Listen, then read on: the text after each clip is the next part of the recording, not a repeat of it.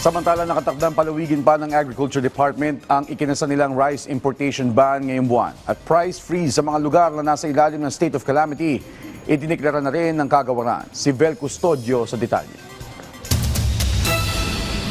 Extended pa ng 30 araw ang 60-day importation ban sa bigas, kasunod ang pagbagsak ng presyo ng palay ng hanggang 8 pesos kada kilo. Pagdesisyon na i-extend ng minimum of 30 days yung ating import ban.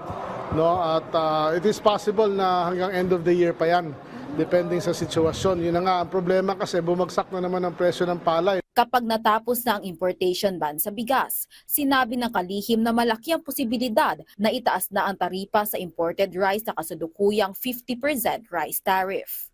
Pagbabawalan na rin ang mga ahensya ng gobyerno at local government units na bumili ng imported rice para maiwasan ang pagkalugi ng mga local farmers. Mga steps tayo ngayon na naprubahan ni Presidente, no?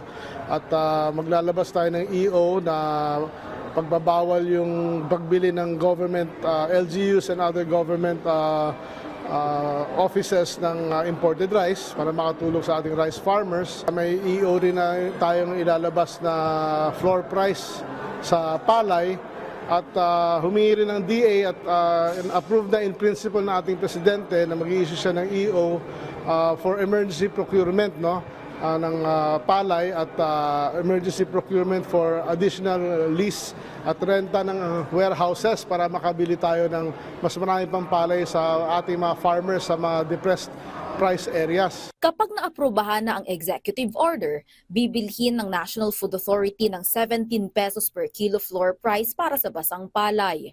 Samantala, nagbigay na ng direktiba ang DA para sa price freeze sa mga lalawigan na nasa state of calamity kasunod ang pananalasa ng bagyong Opong. Nag-order na tayo ngayon ng price freeze, no, sa Eastern Samar, sa affected areas and sa Masbate. The memos, of course, ito yung mga covered lang na produkto ng DA, no? Yung sa DTI, sa iba pa yon. But as far as DA is concerned, we're issuing the order today for price freeze, lalo na sa Masbate na tinamaan. Gagawin na rin available ang 20 pesos kada kilong bigas sa mga residente ng mga lalawigang nasa ilalim ng state of calamity sa loob ng isang buwan. Maaari silang bumili ng hanggang 30 kilong NFA rice sa isang buwan. Ito ay upang tiyakin ang seguridad sa pagkain sa kabila ng epekto ng kalamidad. Vel Custodio para sa Pambansang TV sa Bagong Pilipinas.